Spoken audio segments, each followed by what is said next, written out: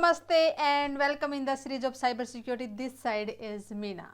Today I will discuss about a dangerous malware which your antivirus software cannot detect.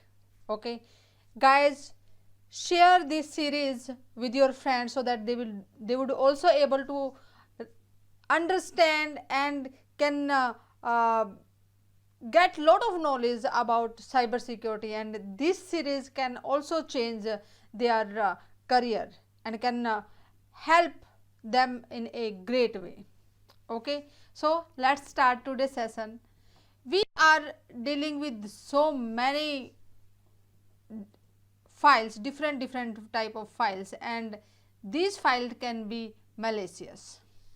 Okay, and our antivirus can detect those files because our antivirus is having the definition related to that particular file which is malicious, or that signature can exist because it's already known to our antivirus, and that's why they can detect it. But what if there is a malware which is not leaving any trace behind, or not leaving any footprints or fingerprints, so that our antivirus can not detect it? So today we will discuss about that dangerous kind of malware, because if something which is not visible, we cannot find it. Okay, and the growth of this kind of malware rapidly growing every year, and how that works, let's just have a discussion on that part. First of all, we need to understand, when we are having normal file, how our antivirus is detecting that file, and what action it will take if that will not find that file is malicious. Okay, so a normal traditional malware, first, for example, we are visiting a website. Over there are some malicious file that can be Word, PDF, a normal image, or a form, or anything that can be. Okay, for example, say take a file that's we downloaded from that malicious website, a Word file. Okay, and that Word file, after downloading it, we saved on our hard disk, and when it will arrive on our hard disk, our antivirus will detect at it, yes, this is a malicious file, if it is having signature related to that file, and if that that file created this newly created file, and our antivirus is not maybe updated, or not having the information about that file is malicious. Okay, so what it will do, our antivirus will give it a green signal and exhibit, yes, this is a normal legitimate file. Okay, and once we will start that file on our computer, it will start to misbehave and will perform such malicious action which will damage our operating system files, or some other kind of damage it will start on our computer. Okay, and nowadays even we are having advanced malware detection system which will also can detect that malicious activity, even our normal we can say firewalls are not able to detect it. Okay, for example, in this case our antivirus is not able to detect because it is not having the signature of that particular malicious file. Okay, and for example, if we are visiting a website, and over there we have a website that's related to pizza, and we order some pizza and fill up the form. Okay, and when we click on the submit button, a code will execute in the behind. It will look like, yes, we performed a normal action, but after clicking on the submit button, a code will execute and it will start a malicious behavior on our computer, which is not visible to our antiviruses, and these file which are running, it will not we will not able to see it because that's running on the background. Okay, so how that run?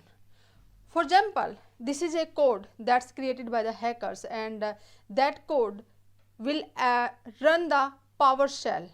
In Windows, a wonderful feature that's a PowerShell, it's just we can say extended version of the command line, which will giving us the scripting facilities through which we can perform our daily life's work. Being an administrator, for example, if you are an administrator of a company and you need to perform lot many tasks, and if you will do by one, it will take a lot of times and there can be chance of error. But in case of PowerShell, you can run the script, and after running that script you can perform number of tasks. Clear? So when we clicked, for example, on the submit button, there was a code written behind that button, and it will execute the PowerShell, which is very powerful tool to execute the command. Okay, and this window of the PowerShell will be hidden, so it will not just come on the in the front of our eyes, and it will, the command on PowerShell will execute and will call a web page. That address is given, for example, demoserver.com, and over there is a malicious code. Okay, so whatever the code written on that page, they will invoke it and execute it. Okay, in this way the attacker, how that's working, because this is normal, because that malicious code is not downloaded in the form of any type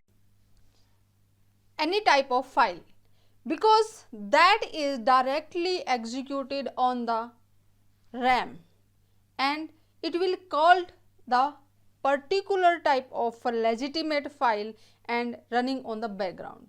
So it is not leaving any trace for the antivirus. Yes, there is some kind of footprints or fingerprints, so that our antivirus can detect at this is the malicious activity, because PowerShell operating system is using PowerShell to execute the normal files, for normal commands, for normal scripts. Okay, and those are running in the RAM. So for our antivirus it is undetectable. Okay, so how the ransomware can also work in this form, like you can see in this example, PowerShell starts in RAM, and they just execute some commands, for example, so to encrypt the file that's related to like Word file, document files, Excels, or our normal image files. So that command will be run on the PowerShell and will encrypt all the files which will exist on our system, and hackers then can ask for the ransom amount to decrypt those.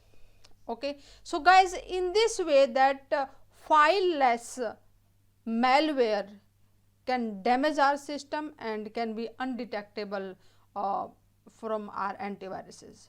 So when we are clicking on any link and downloading any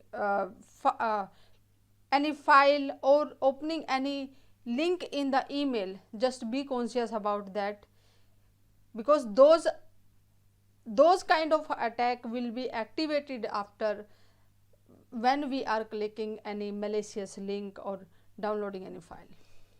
Okay, so see you in the next session, and guys, you can join me on the cybersecurity prism and share that series with your friends, and you can also join the group cybersecurity forever.